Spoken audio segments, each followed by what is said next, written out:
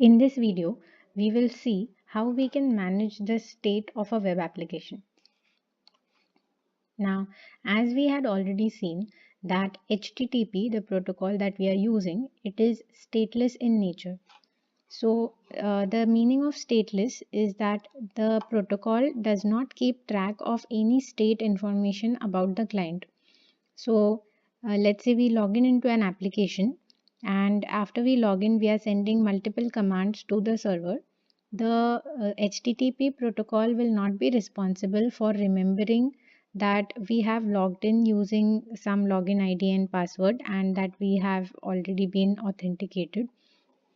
So all this state information about which is the user who has logged in from the client, all this information will not be stored or it will not be kept track of by the HTTP server. So that is why we will have to manage this state programmatically. So when we are developing our web application, when we are writing servlets or JSPs, we will have to make sure that we are managing the state of our application.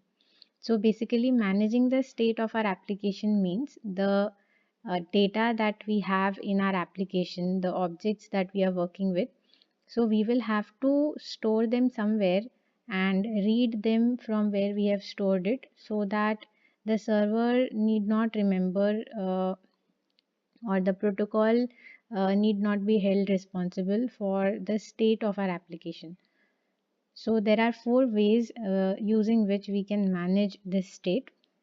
First is URL rewriting, then we have hidden form fields, then we also have HTTP session and cookies. So we'll see all these four techniques one by one. So when we are managing the state using URL rewriting, as we have already seen, whenever we send a request to some servlet, the URL will contain the URL pattern of our servlet. So something like this, new servlet, right? And when we are sending some parameters to that servlet, so if we are using a get request, then we can append those parameters. So the parameters are sent like this after the question mark. So this is the parameter name and this is the value, and multiple parameters are separated by this sign and. So these parameters are sent when we are sending a get request. So when we click on the submit button of our form, these parameters are appended to the URL and then they are sent to the servlet, and the servlet will then read the parameters from here. So what we can do is, instead of our form submitting some values, we can ourselves append these parameters. So if I want to send a third parameter, I can simply append this URL with ampersand and let's say some count is equal to 3. So we can do this. So this is called URL rewriting. No one can disable this URL rewriting because we are just sending these parameters in the query string itself. So it cannot be disabled like cookies can be disabled. The only thing is that this will work with a get request only, and it will not work with a post request, because in the post request we do not send the parameters in the URL itself. They are wrapped in the body of the request.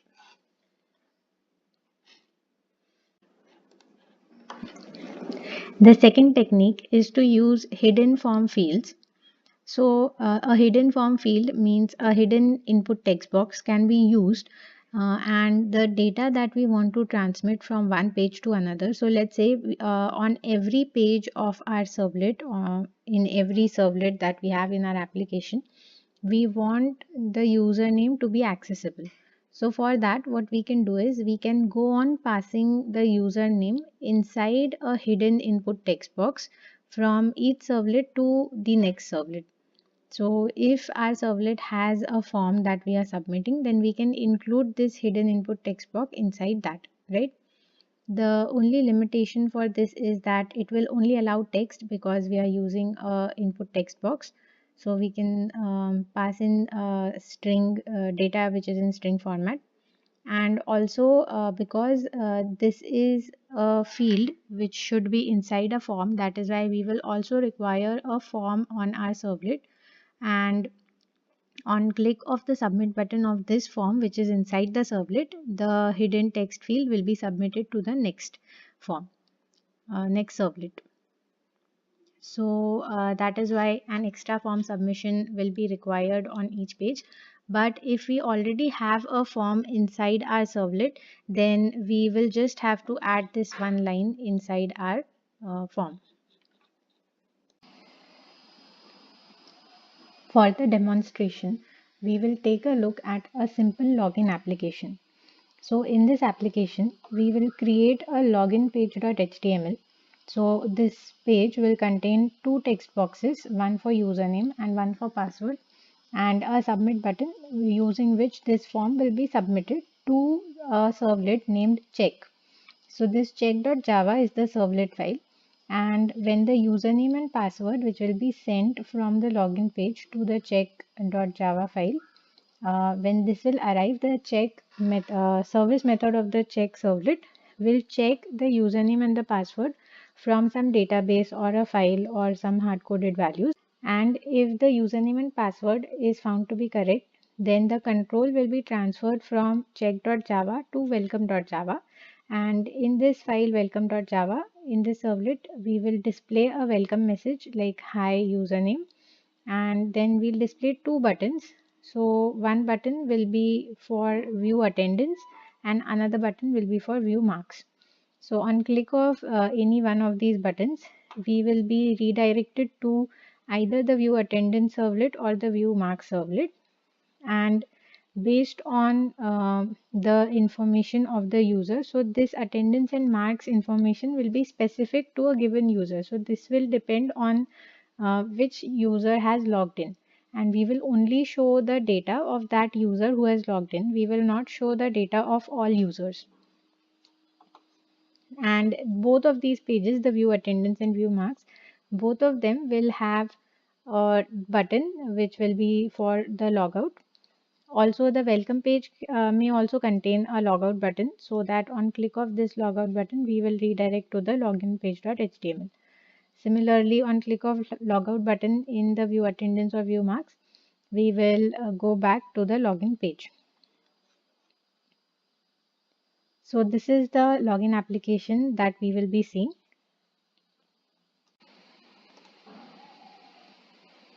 So this is the login page.html file, and here we have created a form in the body of the HTML file wherein we will be asking the user to enter details for login. The first text box is for username and the second text box is for password. And then we have a submit button which will display the value login, and on click of this submit button we will be going to the check servlet, and in the check servlet we have to perform the check whether the username and the password which has been entered are they matching with our database. So to because we will not be using a database here, we have created a class student DB. So this is a class student which has private data members, and it has some constructors and getter methods. In the student DB class, we have a map which is named data, and it is a map of string to student. So using the username, we will identify the object, and this object is of student which contains username, password, marks, and the attendance. So this student is an object of this class. And then we have three static methods in this class, which is get password, get marks, and get attendance, where if we pass the username to this method, then it will return the password corresponding to that username. Also, if the object which we are searching for is not found, so for example, there are just six students here in this map, but if we enter some key value which is not present here, then it is going to return null. This is the servlet welcome, and in this welcome servlet, we will be expecting that we get the username in the request. So let's first assume that we will be getting the username in the request itself. So for that, we will read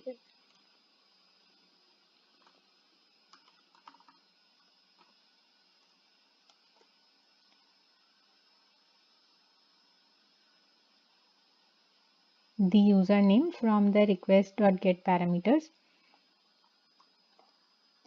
And now once we have this username, we will just display a message in our HTML response. So let's say out.print hi username.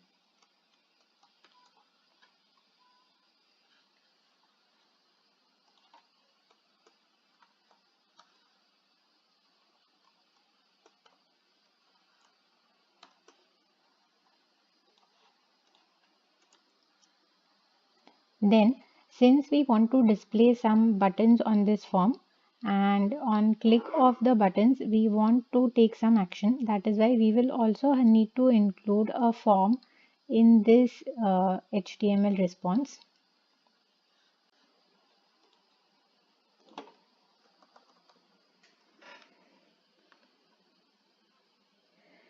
So here we have written a form inside the HTML response, and this form will, so let's say this is the button to view marks. So we will give the URL pattern of view marks here, and the value of this button will display view marks.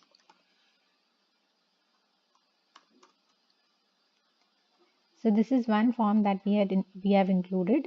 Similarly, we will also have another form which will take us to the view attendance servlet.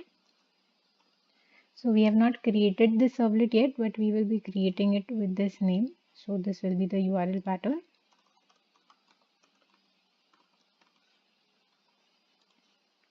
So we have created two forms, each of them having a button for view marks and view attendance, and we will be doing the same for the logout button.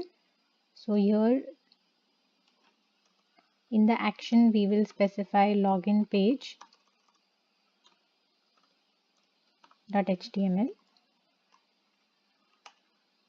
and in the value we will specify logout.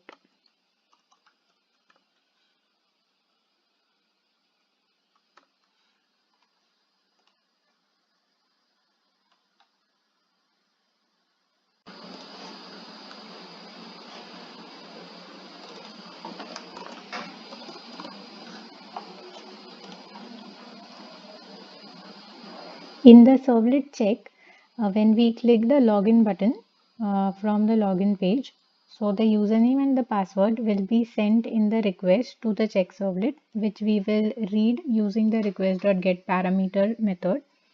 And once we have the username and the password, we can then check if the password of the username, which we have read from the request, if that password and the password which is actually present in our database, if they match, then we will transfer the control to the welcome servlet using a request dispatcher. And if in case there is some null pointer exception because the username does not exist, then we are catching it in the catch block. And finally, we will transfer the control of our application from this check servlet to the login page.html again, so that the user will get a chance to log in again.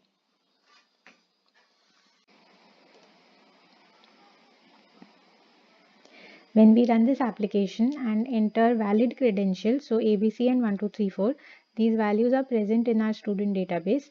And when we click on login, so now here we can see that the check servlet, which was receiving ABC and PWD, password as 1234. So from the check servlet, we can now see the output of the welcome servlet, which means that the username and password have matched and the control has been transferred to the welcome servlet. Now in the welcome servlet, we can see here that the name ABC is being printed. So we were reading this ABC from the request.get parameters. Now this value can be read because we had forwarded the request. So using the request.getDispatcher, we have forwarded the same request which was sent from the login page to the welcome page. That is why the username ABC is accessible in the welcome page as well. And we have also created these three buttons for view mark, view attendance and logout. So we'll do the coding for these two servlets now. Also, in case the username does not exist, for example, AWS does not exist in our database, and we try to log in with some username which is not existing, then it will bring us back to the login page. Now, because we are using GET request dispatcher, the request and response both are being forwarded to the welcome page. But if the case may be that we are not using a request dispatcher, instead we are using a response.send redirect, then in that case,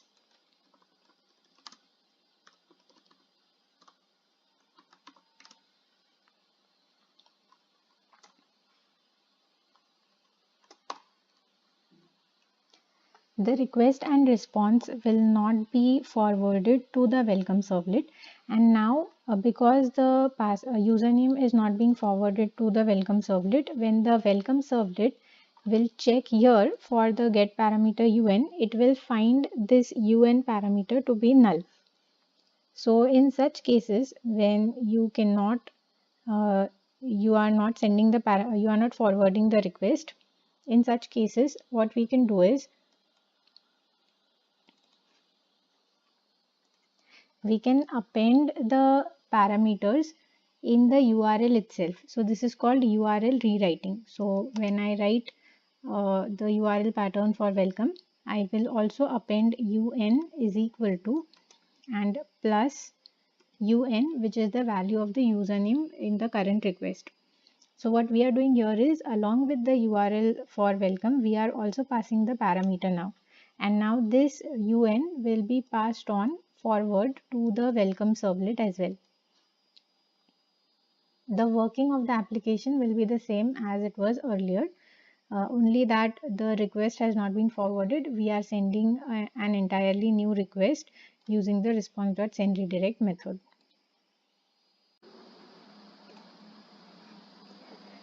Now in the view marks.java servlet, we will require the username because we need to find the marks only of the username who has logged in. So for now, let us just assume that we have string username. Now if we have the username, then we simply have to get the marks of that user. So for that we will be using the studentdb dot get marks, and here we will pass the username, and we will be storing this the result of this method in some variable. So this is the marks of the student that we are looking for, and then we just have to display these marks. So here we will simply display marks of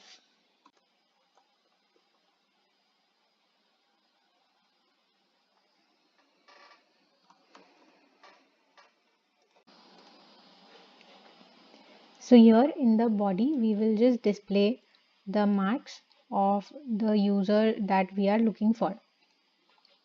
Now the question arises, how do we find this username?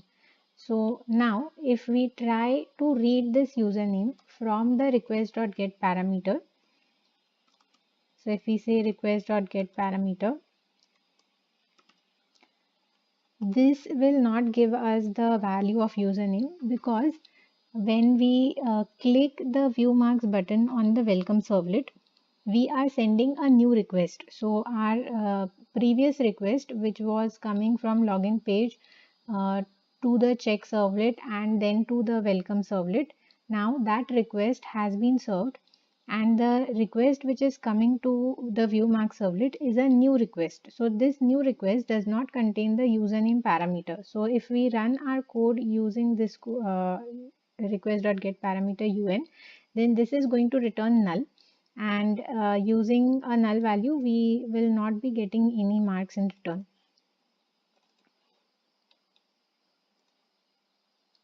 So for such cases what we can do is, now the second way for transmitting parameters from one page to another is using a hidden form element. So we can use a hidden text box, and in that text box we can pass the value of username. So like in this case, when we want to send the username from the welcome servlet to the view mark servlet, what we can do is, we already have a form here where we have added a view marks button, and in addition to this button what we will do is, we will write one more. So here we will be adding a hidden element. So the input type will be hidden, and name, so hidden un is the name of this form element, so that we can access this form element on the view marks servlet. Now in the value of this input type hidden, which has name hidden username, we will have to give the value. So here we are setting the value, and in case of the value we are passing the string. So here we will be passing the value of un. So un is this variable that we had read from the request parameter, and it contains the username, and we will be setting this username in the value of the hidden text field. And then when this form is submitted to the viewmark servlet, this hidden value is also going to be automatically submitted to the viewmark servlet. Now in the viewmark servlet, this value will be accessible using the parameter name, which is hidden un.